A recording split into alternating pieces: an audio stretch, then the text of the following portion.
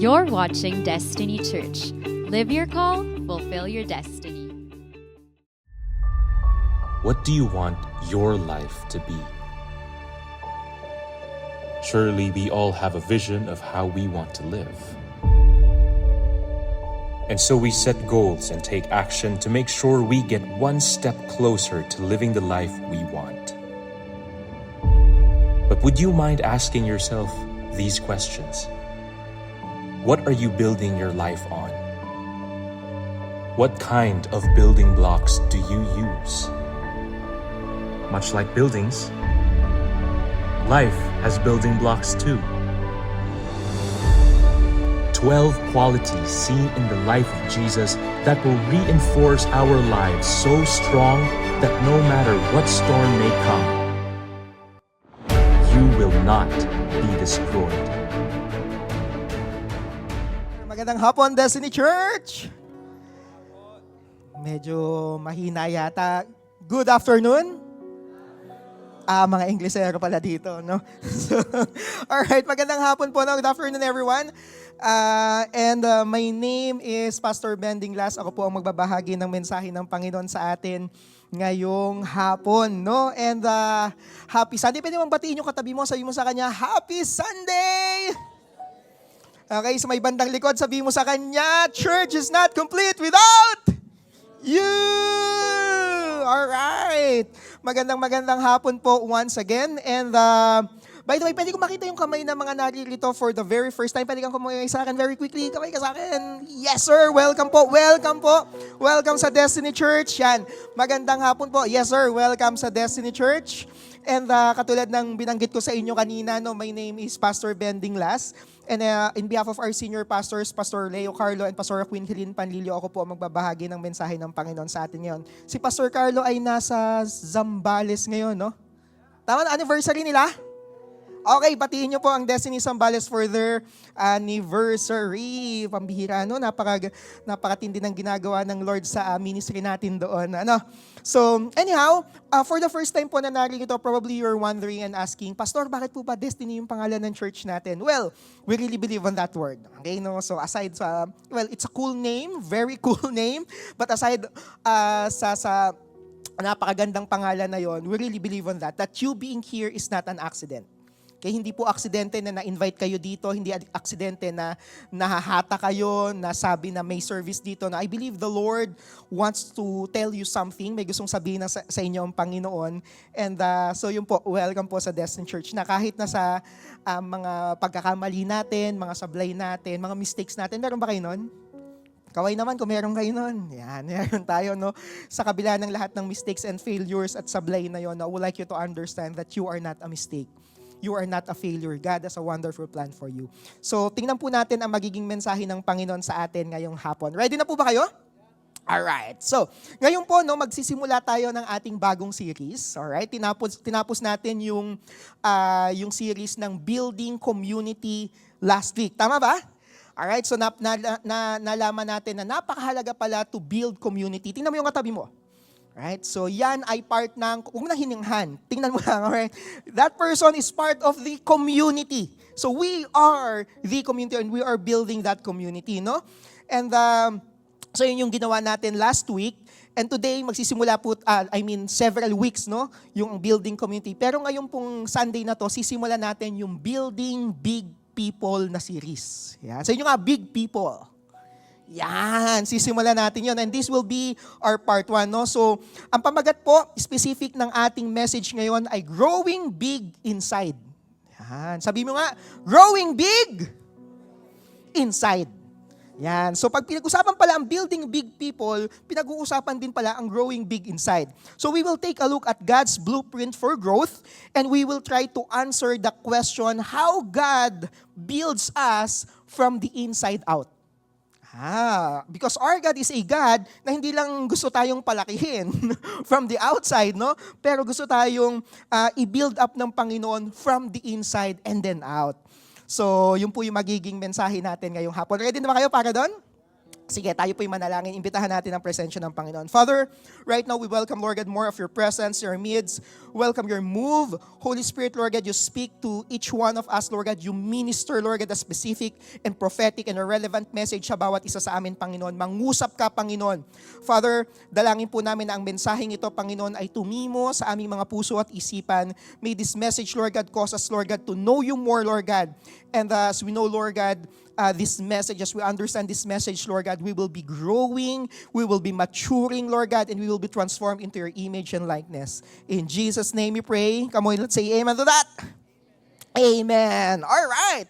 So katulad ng binanggit ko kanina, last several weeks, pinag-usapan po natin ang building community. But today, we will try to understand how God is forming, today, we will be talking about the kind of people God wants in the community. Alright, so nung nakaraan pinag-usapan natin yung community, pero ngayon naman po, pag-uusapan naman natin, anong klaseng tao ang dapat na nasa community, ang nais ng Panginoon na nasa community. Sa madaling salita, nais ko pong maunawaan nyo na ang matatag na community ay binubuo ng matatatag na tao. Alright? Na individual, na mga taong matatatag. Tama ba yung pagkakasabi ko? Matatatag. Okay, tingnan mo yung katabi mo, matatag ba yan o marupok? Ayan, alright?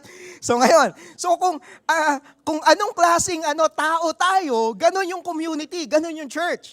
So right now, I would like you to understand that our God is in a business of building the people of God, the church, for a specific purpose. So gusto ko ding maunawaan nyo na ang mapagmahal na community ay binubuo ng mga taong mapagmahal. Tingnan mo yung katabi mo, mapagmahal ba yan?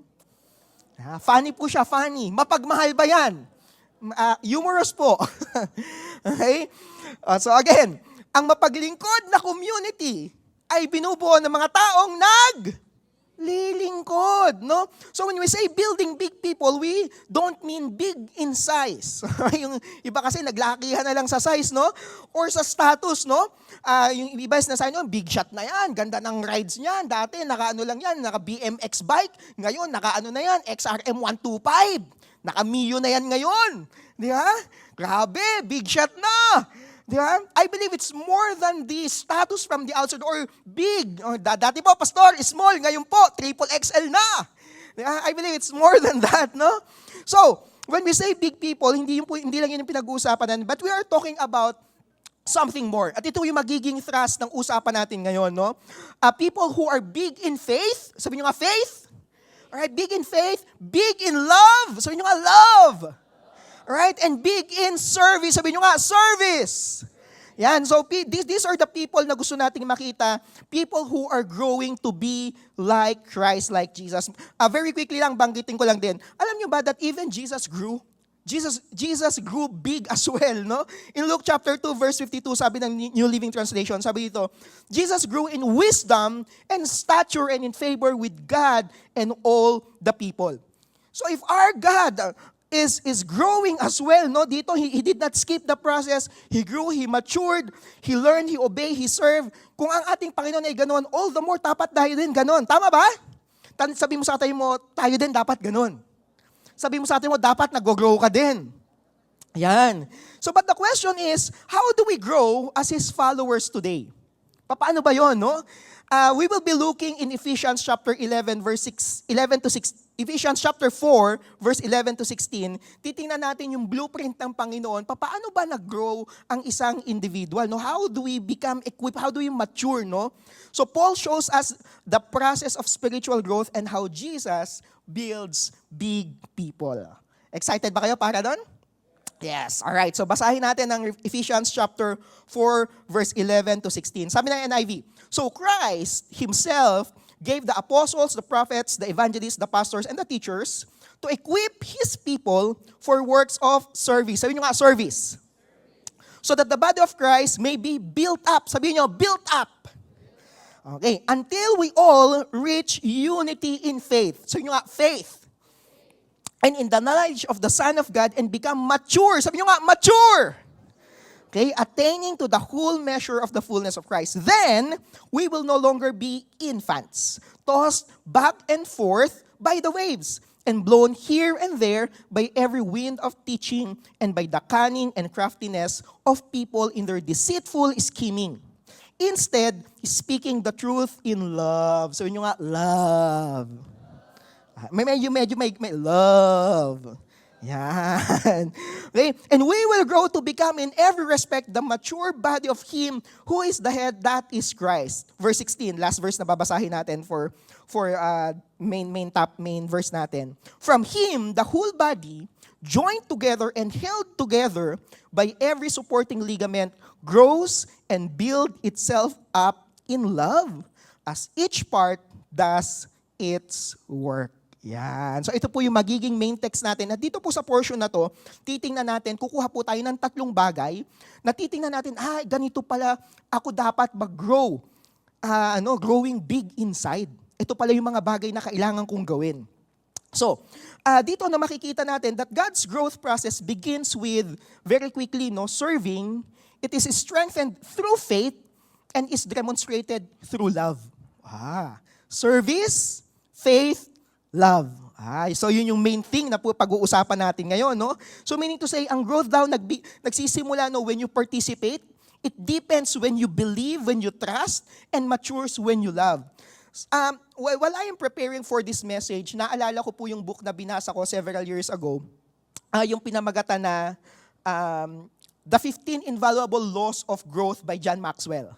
Alright, so kulay green ba yun o blue na book.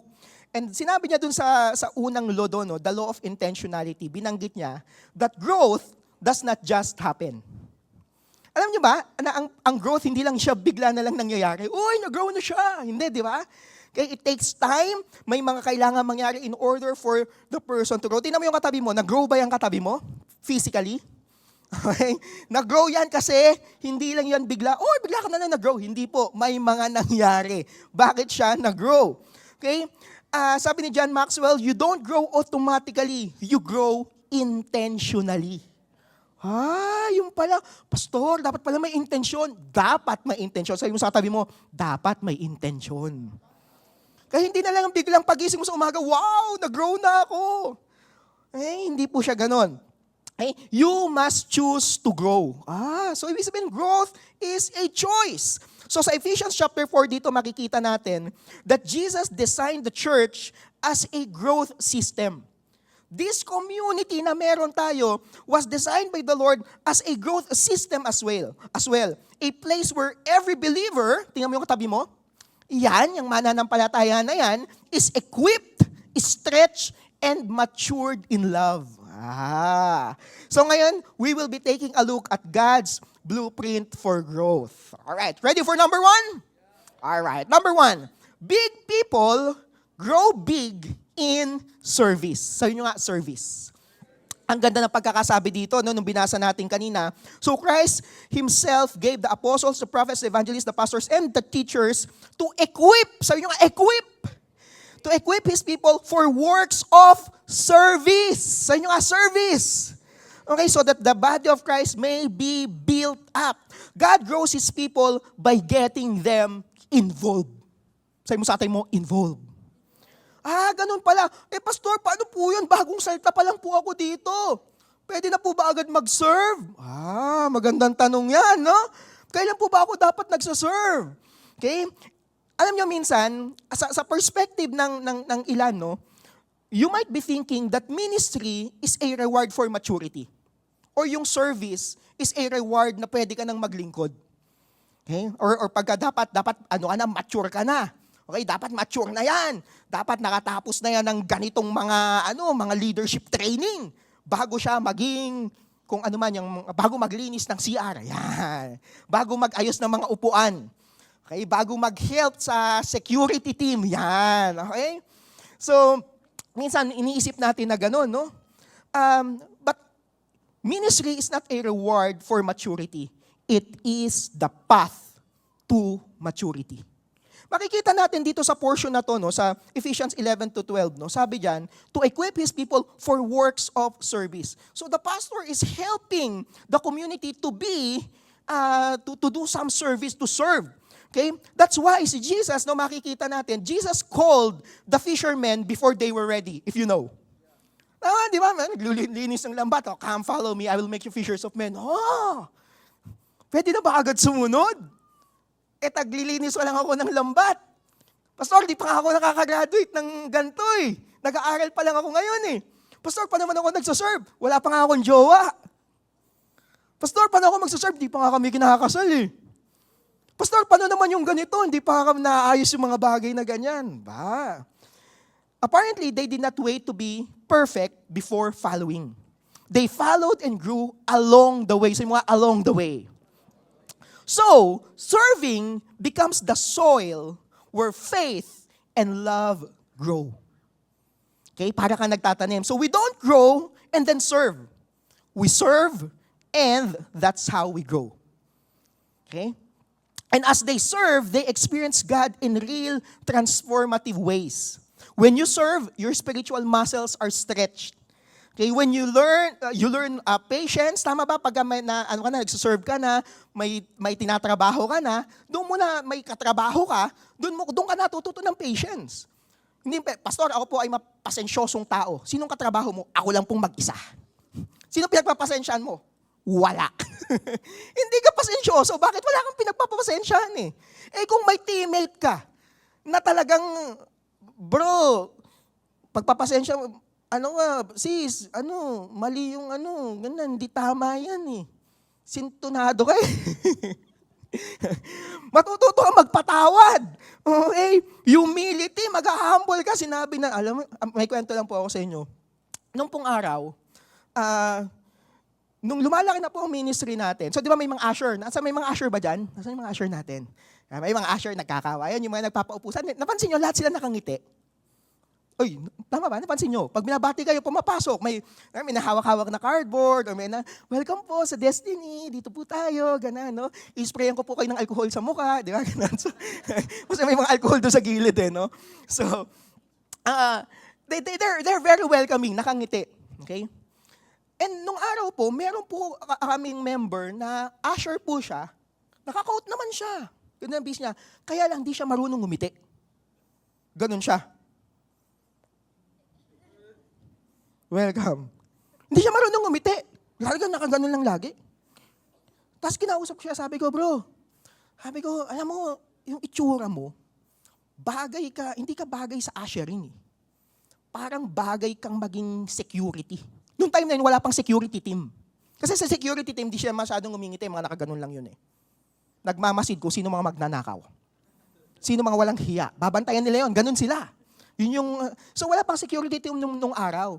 Ngayon, yung service natin doon sa UP Film Institute, napupuno natin yung maabot ng mga almost 1,000 yung seating capacity. So, ang daming tao.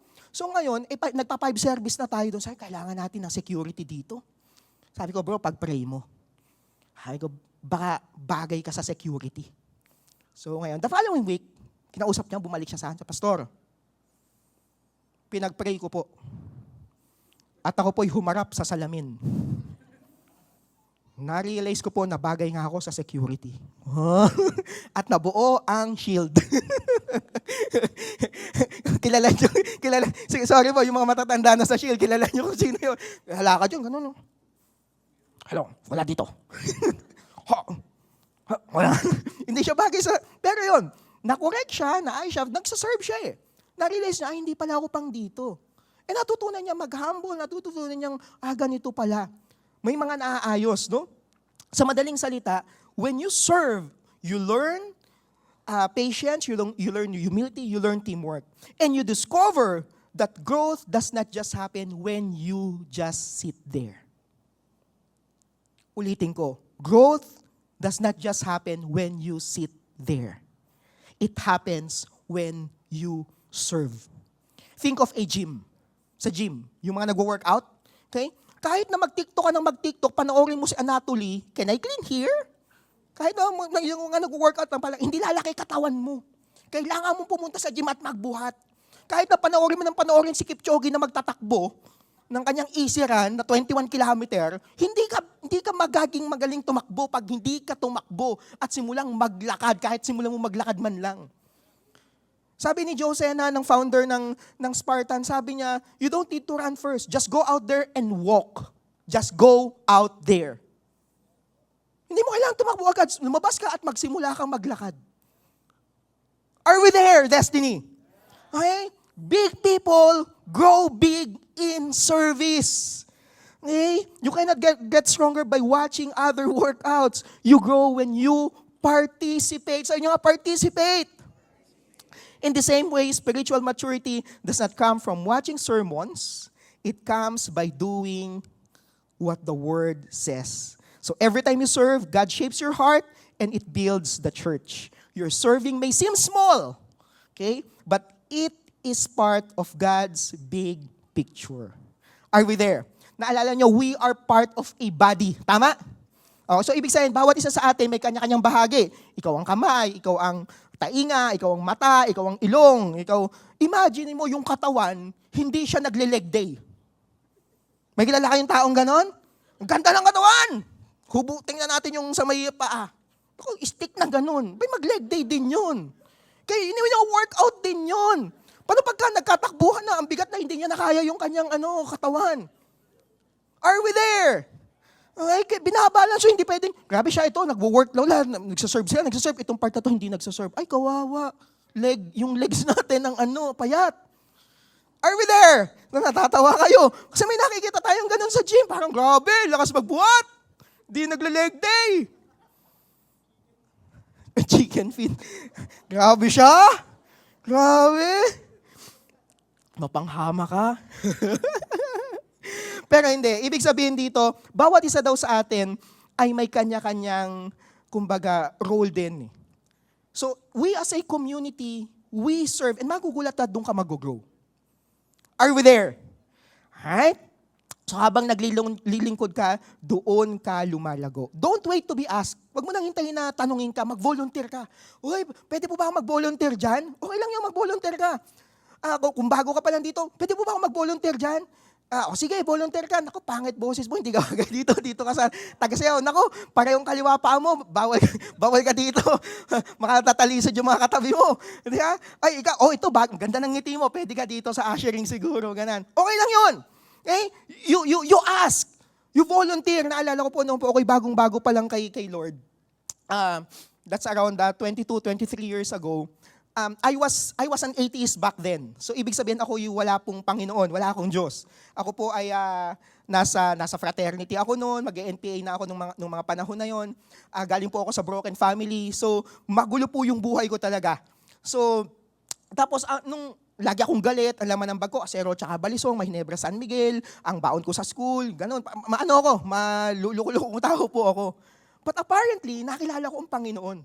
At ang sabi ko, grabe yung pag-ibig na yun, grabe yung love na yun. May nagmamahal pala sa isang katulad kong bulok. So sabi ko, kailangan din ito malaman ng ibang tao. So hindi ko alam na nagsaserve na pala ako, sabi ko, sasabihin ko sa ibang tao na mahal nila si Lord. So bago pala ako doon, siguro mga 2 months, 3 months pa lang ako kay Lord. From atheism, gusto kong i-share si Lord sa iba. Okay? Gusto ko na, hindi ko alam, ang tawag pala doon, serve. Service. So, punta ako sa UP Manila. Lapit ako. Noong araw, hindi pa ako marunong ngumiti. Hindi ako marunong ngumiti. Nakaganon lang lagi ako. Kasi lagi akong galit Yun yung background ko Tapos ang itsura ko noon, magulo pa yung buho ko. Ngayon, magulo pa rin naman. Pero mas magulo nung araw. Afro siya, nakulot, na may ikaw ako na na dangling. Tapos yung t-shirt ko, kulay itim na puti. Ano yan? Itim na maputi. Kupas, yan. Itim na maputi. Parang may ganun ba? So, ganun yung itsura ko. Tapos yung pantalon ko noon, sira na trasher ang ko noon, ang get-upan ko noon, no? So, imagine mo, ganun yung itsura ko. Tapos lalapit ako doon, nasa may nakatambay na lalaki. Lapitan ko, sabi ko, alam ba kung ba't nandito ka? Sabi nyo, sa fraternity po ba ito? Hindi, isi-share ko sa'yo si Jesus. Sa tingin nyo, tinanggap niya si Jesus? Hindi niya tinanggap. Pero, nagsimula ako mag-serve. Yun ang alam ko Sabihin ko sana, love sila ni Lord.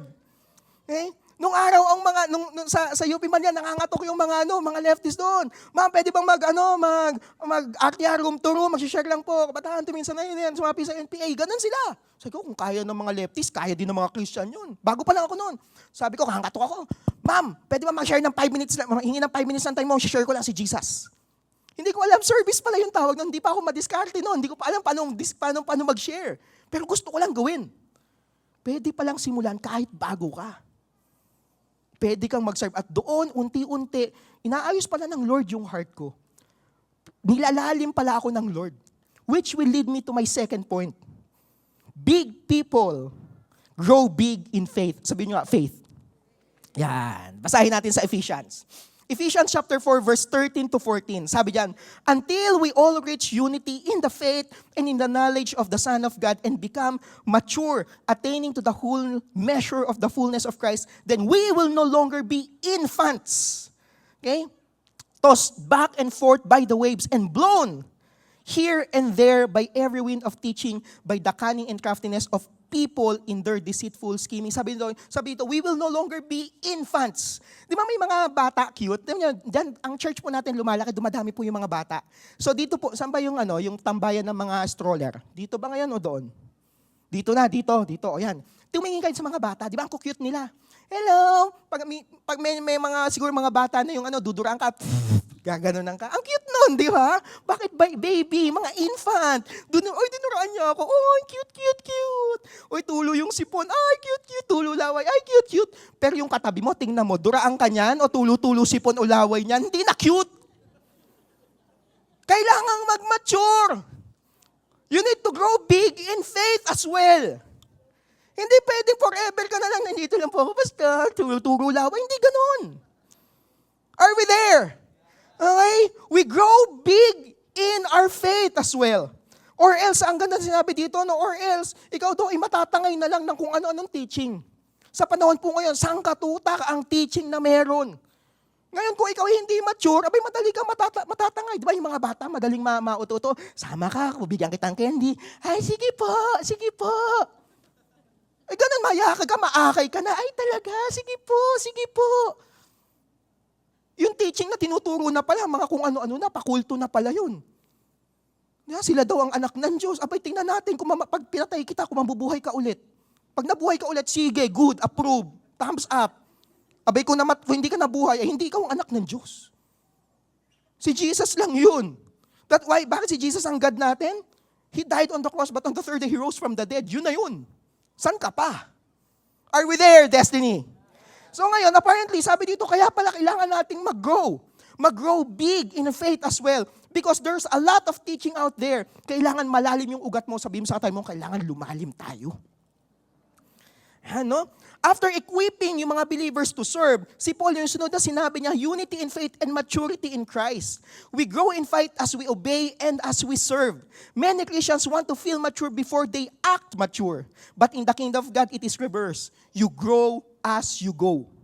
Okay? Serving activates faith, trials refines faith, and consistency strengthens faith. That's why Paul warns in verse 14, sinabi niya dito, then we will no longer be infants. Ayun na nga yung binanggit ko kanina.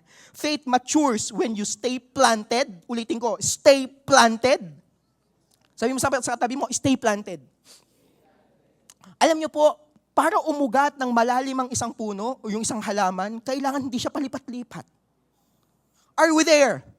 Hindi, ngayon po muna, dito po muna ako sa Destiny. Next time po, doon po ako sa may bandang kabila. Next time po, dito naman po sa may bandang likod. Paiba-iba po muna ako ng church. Hindi ako nag-grow. Hindi ka talaga mag-grow. Bakit palipat-lipat ki? You stay planted. Are we there? Ako na-realize ko, sabi ko, gano'n na ako katagal kay Destiny? 22 years. Okay? Sabi, perfect ba si Destiny Church? Hindi po. Ang mga pastor ba, perfect? Hindi po, pogi lang. Praise God. Seriously, madami tayong challenges na dinaanan. But right now, I would like you to understand, Destiny, as you stay planted, as you take root, as you grow big in your faith, magugulat ka, doon ka lalago at doon ka lalalim at doon ka magmamature. Faith does not grow overnight. It grows roots before it grows fruit. You may not see it yet, but every time you trust God in obedience, your roots go deeper. Colossians chapter 2 verse 7, sabi ng NLT, let your roots grow down into Him. Sabi ng Colossians, and let your lives be built on Him. Then your faith will grow. may tatawagin po akong kaibigan ko mamaya, papakwento lang po ako, kumusta siya as he grew big in the Lord. Alright, so tatawagin kita bro after nito. Okay. Faith is a choice. Okay? By the way, basahin ko muna yung Colossians. Then your faith will grow strong in the truth you were taught, and you will overflow with thankfulness. Alam nyo, as we grow our faith deep, kahit na mapasama ka sa mga ibang taong mga kulokoy, ikaw yung magsisilbing liwanag sa kanila, hindi ikaw yung matatangay. Pag mababaw ang ugat mo, pag nahipang ka ng hangin, sige po, dyan na din po ako. Iwanan ko na po si Lord.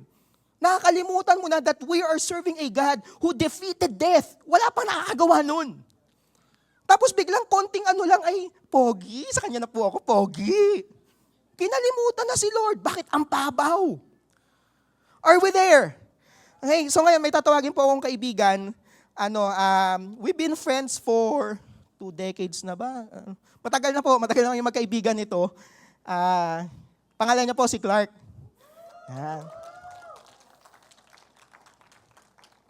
Go ahead, bro. Ayan, good day everyone.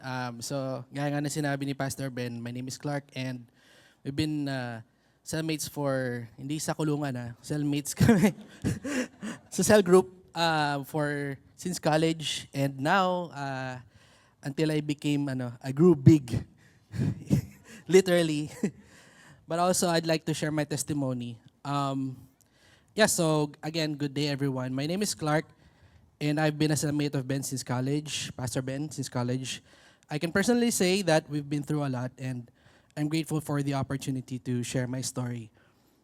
One of the times when the community or the church truly made an impact on my life was during the pandemic, when I struggled with my mental health. The effects of isolation, the closure of our businesses, and the loss of some friends really took a toll on me. And I've been trying to stay sane ever since. For the longest time, I also struggled with understanding the gifts the Lord gave me as a creative. As a kid, I was always into arts and loved expressing myself through creativity. I even served as the arts class president back in high school. But as I got older and my responsibilities increased, I became entangled in the cares of this world, like, trying to become rich in your 20s. Anyone can relate? I pursued entrepreneurship in hopes of achieving that.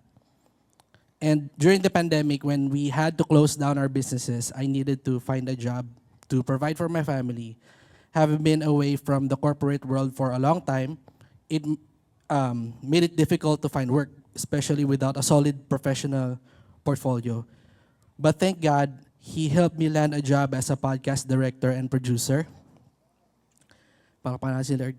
And through that, I was blessed to work on and direct some of Philippines' top podcasts. So, para may clue, may kilala kayo. Naging director ako nun. I also had the chance to pursue my dream of being a songwriter, writing and releasing my own original compositions, as well as creating songs for commercials and ads. Recently, I decided to look for a new job to further grow my career and improve my finances.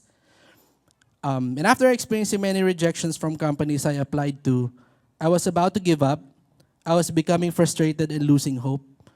But thankfully, through the help of God and my cell leader and my cellmates who took the time to talk to me and connect despite of our busy schedules, who listened tirelessly and as I rambled about my struggles, even during moments when I doubted the very gifts that the Lord had given me, I kept going. Now I work for an international company in their creative department, and the pay is much bigger, 3 times higher than what I used to earn. So, guess all I want to say is, despite my tendency to stray, to doubt, and to sin, kahit sinubukan ko magpakalayo-layo, I thank the Lord for remaining faithful in shaping me into the person I am today, for helping me grow, and embracing who He created me to be as a creative. That's it. Thank you. Oh, yun. And actually, sabi ko kay Clark, share ka naman. Sabi ko, kailangan ko ng may magte-testify kasi growing big people eh. So, Tapos sabi niya, kuya, nahihiya ako. Ano nahihiya? Tinawanan ko siya. Sabi ko, nahihiya ka pa. Sabi ko, sige, share ka lang. And apparently, no, when looking back, sabi ko, nga, no, ang tagal na pala namin ding magkakilala. And there were times na talagang very challenge na ang kumbaga meeting up because of the schedules, because of everything. But we try to really make time. Meron kaming titos of destiny. kami mga tito. So we're meeting mga tito na. Dati yung pinag-uusapan, anong prayer request mo? Kuya, pinagpe-pray ko siya. Ganon, sana pansinin niya na ako. Mga ganun prayer request. Pag nag-meet kami ng prayer request, masakit yung likod ko, papray kuya. Sa akin din, masakit eh. Ganun na yung mga prayer request namin ngayon. But really, what I'm saying is, the community will help you, and as you serve, as you grow in the church, dun yun lumalalim ka. And pag may mga nangyaring challenges, may mga nangyaring mga pagkakataon, when you grow your roots deep, kahit na anong mga mangyari, hihipang ka ng mundong to eh. Babagyuhin tayo eh. Okay? The question is, gano'ng katatag yung lalim ng ugat mo? And right now, Destiny, I would like you to understand, it's not about yung lalim ng ugat mo sa cell leader mo. Kasi kanina, kunikwento Clark, tinulungan kami daw eh. But it's more than the people around you, but it is in the Lord. Your faith in the Lord. Kaya kanina, hina-highlight ko, that the God that we're serving is the God who died on the cross, but on the third day, He rose from the dead. Makapangyarihan ang Panginoon na pinaglilingkuran natin. Are we there? Our God is a God who turned the water into wine. The God who opened the eyes of the blind. Are we there? Our God is that kind of God. So kung hahanap ka ng lalaliman mo ng ugat, ang Panginoon na yon. And Paul here sa Ephesians, sinasabi niya dito at saka sa Colossians, let your roots grow down into Him. Kaya sabi dito, sumunod na sinabi, then your faith will grow strong in the truth. Sa madaling salita mga kapatid, faith is a choice. Sabi mo sa tayo mo, it is a choice. It is a daily choice. So make the habits to feed your faith. You read the Word, you pray, you join fellowships, you stay connected, you stay accountable. So you choose faith over fear in sa mga decisions natin. When God challenges you, may sinabi ang Lord sa iyo, you say, yes, Lord, before asking, Lord, how? May pinapagawa ang Lord, yes, Lord. Papaano, Lord? Yun ang next, bago mo tanong na, Lord, parang ayoko muna, papaano po ba muna? Nung inutusan ng Lord si Noah, gumawa ka ng ark. Hindi siya nagtanong, Lord, bakit? May ulan na ba? May gagawin, ano muna, bigyan mo muna ako ng weather forecast. Wala siyang hiningin ganon. Nung sinabihan ng Lord si Abraham, you go into the land that I was about to show you. Hindi sinabi, Lord, penging mapa. Pasabihin mo muna ano mangyayari doon. Lord, pwede bang preview? Meron ba nun? Trailer muna? Walang ganon. Sumunod lang si Abraham. And so sa atin, on our end, we grow big on our faith as well. Okay? So katulad ng binanggit ko kanina, you stay planted even when it is uncomfortable. Why? Because this is where we are planted. Are we there, Destiny? Sabi mo sa atin mo, stay where you're planted. Kaya hindi automatic ang paglago. Tandaan niyo po yan. Hindi yan automatic. Sinasadya yan. Kailangan mong piliin yan araw-araw. Sabi mo nga, araw-araw. Kaya sabay-sabay nating awitin, mahiwaga. Pipiliin ka araw-araw. Sorry po sa aking pagkanta. Sintunado po talaga ako. Hindi ako katulad ni Clark. Alright, is that good? Number 1, grow big in service. Number 2, grow big in faith. And last, grow big in love. Sabi nyo nga, love. Okay, Ephesians chapter 5, 4. Tawagin ko po si EJ. EJ, patapos na po ako. Mag-end na tayo. Sabi dito, Ephesians chapter 4, verse 15 to 16, instead, speaking the truth in love, we will grow to become in every respect the mature body of Him who is the head, that is Christ. For Him, the whole body, joined and held together by every supporting ligament, grows and builds itself up in love as each part does its work. Okay, bawat isa daw sa atin may kanya-kanyang work. Tandaan niyo po, love is the proof that we are growing. Okay? Everything in Ephesians chapter 4, actually kung titingnan nyo po yun, yung verse 1 pa, no, makikita nyo doon. It leads to this. Service equips. Faith strengthens. And love perfects. Si Paul po, no, nag-end siya by saying that love builds up. The body of Christ, tingnan mo yung katabi mo. Yan, kasama po yan, parte ng katawan ni Kristo. Is healthiest when every part serves in love. Yan.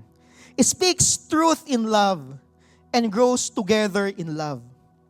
Many believers start serving, some grow in faith, but very few reach maturity in love. But I pray that Destiny Church, we will mature in love. And we will be growing big in love. Because love requires dying to self, humility, forgiveness. And maturity is not measured by how much you know, but how well you love.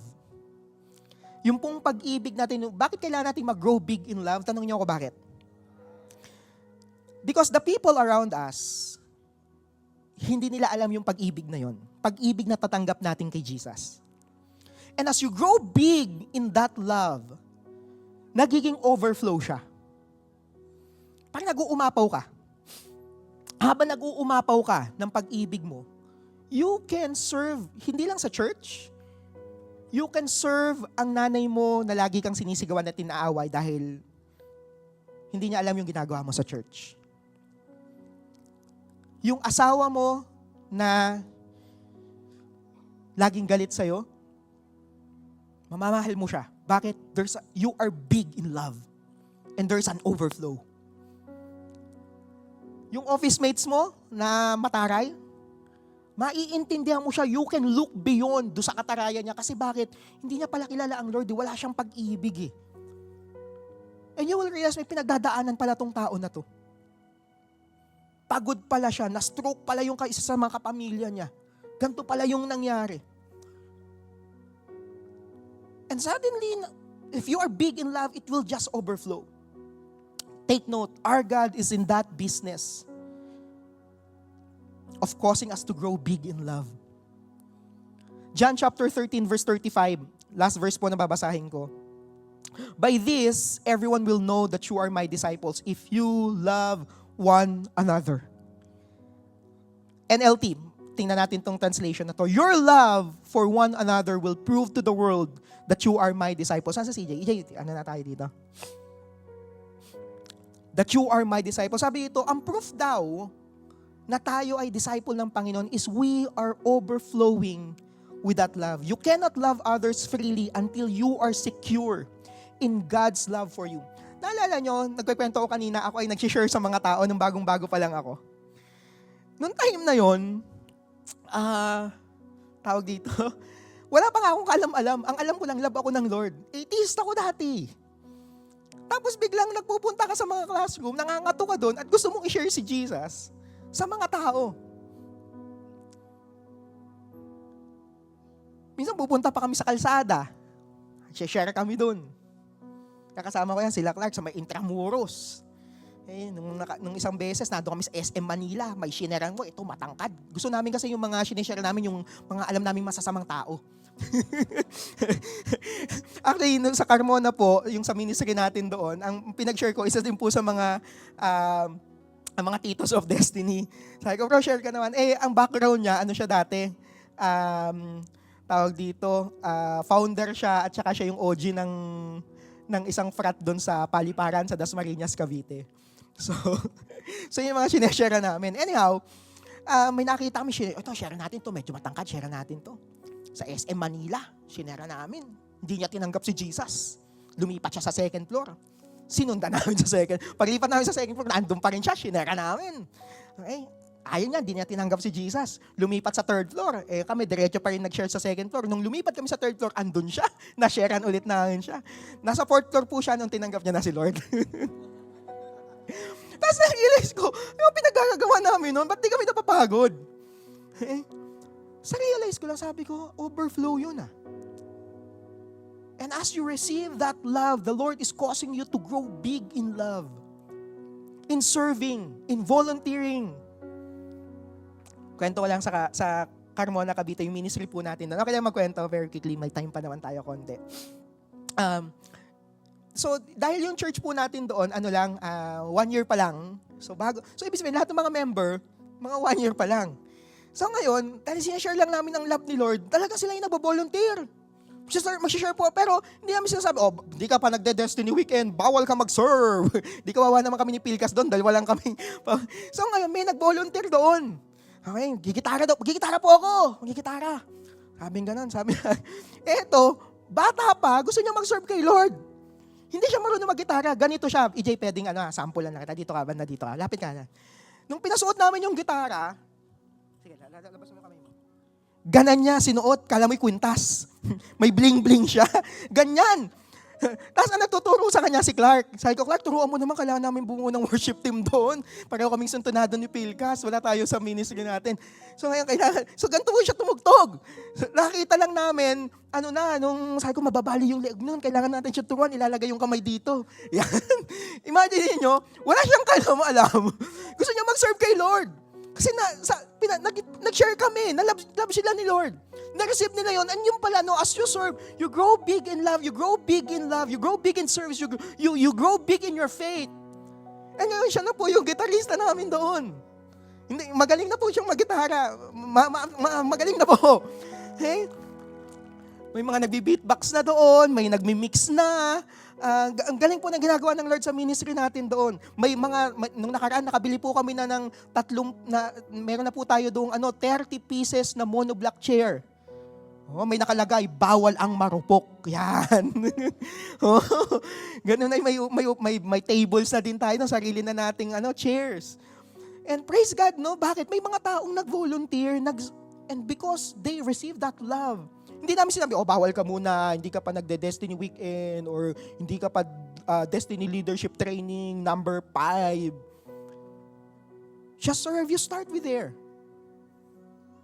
And right now, I believe the Lord, our God is a God that is in the business of growing big people. I believe hindi lang siya pang ministry, I believe it will transcend into our government.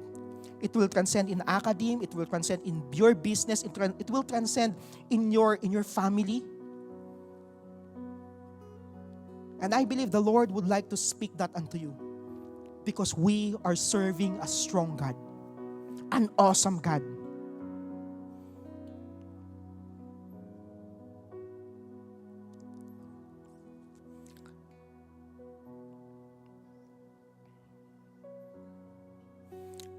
Always remember this. Growth doesn't just happen. We need to be intentional in that. And our God is intentional in that as well. Are you ready to grow big inside? Tayong lahat.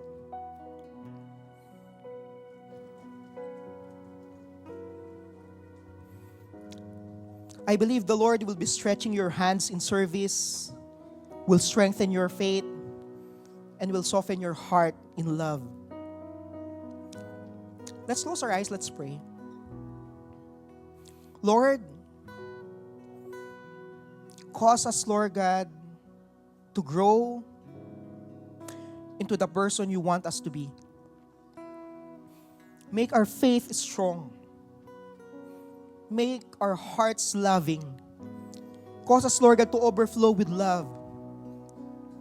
And cause our hands be willing to serve. Father, I pray, Lord, that you equip these people. You use these people. You build these people. We know, Lord, that we are serving an awesome God. A big God. The God who died on the cross, but on the third day rose from the dead. Lord, how you did miracles in turning the water into wine. I believe, Lord God, you are turning the hearts, the people here, from the inside out. From an ordinary water, you are turning them into an extraordinary wine. In Jesus' name. In Jesus' name. And right now, if you're that person, you're saying, Pastor Ben, I want to grow big inside. I want the Lord to cause me to grow big. Maari ang pinapatahak na landas sa'yo ng Panginoon, probably in entrepreneurship, in academe, in medicine, in government, in public service, or probably simply in sharing sa family mo, seeing your families reconciled. Come on, right now, if you're that person, raise your hand, and we will be responding. And always remember that our God is a God who is in the process of changing people, of transforming people, in growing people. We have a big God. We have a great God. Water you turn into wine. You open the eyes of the blind. There's no one like you. None like you. And into the darkness you shine. Out of the ashes we rise. There's no one like you. None like you. Our God is greater. Our God is stronger. God, you are higher than any other. Our God is healer. Awesome in power. Our God. Our God. Right now, I would like you to make this a declaration that since we are serving an awesome God, a great God, a strong God, and He will be working in us. May sinimula na ang Lord sa inyo. And the Lord said that He is faithful to continue the work that He has begun in you. Come on, right now, just declare. As you declare, yes, I have a strong God. I have a great God. I have an awesome God. Come on, Lord. Cause me to grow big inside. Grow big in my service. Grow big in faith. Grow big in life. Come on, just declare it. Just declare it. Power, our God. Come on, declare it. Our Declare it. God. Oh, God. Our God is great. Great God. Our God is Strong God. God, you are higher than any other. Our God is healer. Awesome. in An awesome God. power. Awesome God. Our God. Our God is greater. Our God is stronger. God, you are higher than any other. Our God is healer. Awesome in power. Our God. Our God. Come on, declare this. Declare this. And if our God is for us, then who could ever stop us? And if our God is with us, then what can stand against? And if our God is for us, then who could ever stop us? And if our God is with us, then what can stand against? And if our God is for us, then who could ever stop us? And if our God is with us, then what can stand against? And if our God is for us, then who could ever stop us? And if our God is with us, then what can stand against? There are people here, you're thinking, Lord, sin is stopping me right now. I want to grow big. But Lord, I want to sing this song, but I can feel that sin, there's chains that's stopping you right now. Probably chains of addiction, chains of bondage, pornography, lust, unforgiveness. There's chains holding you back. Pinipigilan ka niya. But right now, I would like you to understand this. We are serving a God who defeated the greatest force on earth, which is death. Dinurog niya. And how much more those chains of sin? And I believe the Lord is breaking chains of sins right now. Father, right now, we declare, Lord God, that the power of sin is broken right now. We are declaring that if our God is for us, who can ever stand against us, Lord God? Father, right now, I declare, Lord God, you are in the business of setting people free as well, Lord God, right now. Free, Lord God, to serve. Free, Lord God, to grow in faith. Free to share love as well, Panginoon. Father, right now, I declare chains are broken right now. In Jesus' name. In Jesus' name. In Jesus' name. Come on, declare it. And if our God is for us, then who could ever stop us? And if our God is with us, then what can stand against? And if our God is for us, then who could ever stop us? And if our God is with us, then what can stand against? And if our God is for us, then who could ever stop us? And if our God is with us, then what can stand against? And if our God is for us, then who could ever stop us? And if our God is with us, then what can stand against? Our God is greater, our God is stronger. God, you are higher than any other. Our God is healer, awesome in power. Our God, our God, our God is greater, our God is stronger.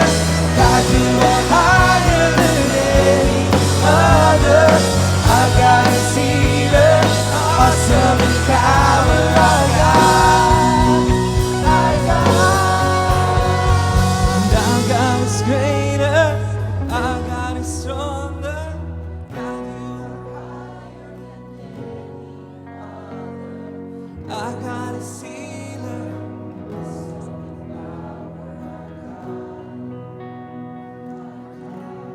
Yes, Lord. Father, we thank you, Lord God, for this time that you ministered to us. Indeed, Lord God, you are in the process, Lord God, of building big people, Lord God. And here, Lord God, in Destiny, we know, Lord God, that you are moving, you are doing something. Lord God, please continue the work that you've started in each one of us. In Jesus' name, you are building big people. And we're raising our hands, Lord, make us one of those. In Jesus' name, in Jesus' name, in Jesus' name. Right now, if you're that person, you're saying, Pastor Ben, I think I need to surrender my life to the Lord. Probably some of you are attending to the church already, pero hindi mo pa talaga nasabi at naisuko talaga yung buhay mo sa Panginoon. And kanina while we're singing that song, na-realize mo, Jesus is an awesome God. He's a big God. He's in the process of building big people. And I want that kind of God. Right now, if you're saying that, you're saying, Pastor Ben, I want Jesus in my life. I want Him to be my Lord. Na-realize mo kanina during the preaching, hindi ko pa pala Lord siya. May iba pa pala akong kinukonsider na mas malakas. But we have a God who died on the cross, but on the third day He rose from the dead. And His name is Jesus. He loves you so much. And He is in the process, He is in the business of building big people in you, growing you big inside. If you're that person, you're saying, Pastor Ben, that's me. I want to give my life to the Lord right now. I would like you to raise your hand and I would like to pray for you. Yes, good job. Thank you for those hands. Right, while you're raising your hands, let's pray this prayer. Destiny, pwede nyo kaming sabayan sa panalangin na to. Lord Jesus, today, I open my heart to you. I open my life to you. I want you to come in. I want to make you my Lord and my Savior. Lord Jesus, today, I believe that you are the God who died on the cross for my sins. But on the third day, you rose from the dead. You defeated death. And right now, Lord, I surrender my life to you. I make you my God, and I will follow you. In Jesus' name. In Jesus' name. Father, Lord God, for those people who prayed that prayer, be the one, Lord God, to hold their hand and guide them accordingly, Panginoon. In Jesus' name, Lord God, show yourself strong as well. In Jesus' name. In Jesus' name. Father, we thank you for this time. You are an awesome God. In Jesus' name we pray. Come on, Destiny, let's say amen to that. Amen. Amen. Amen. You're watching Destiny Church. If you would like to check more resources or donate to this ministry, you can download the Destiny Church PH official app or log on to www.destinychurch.org.ph/give.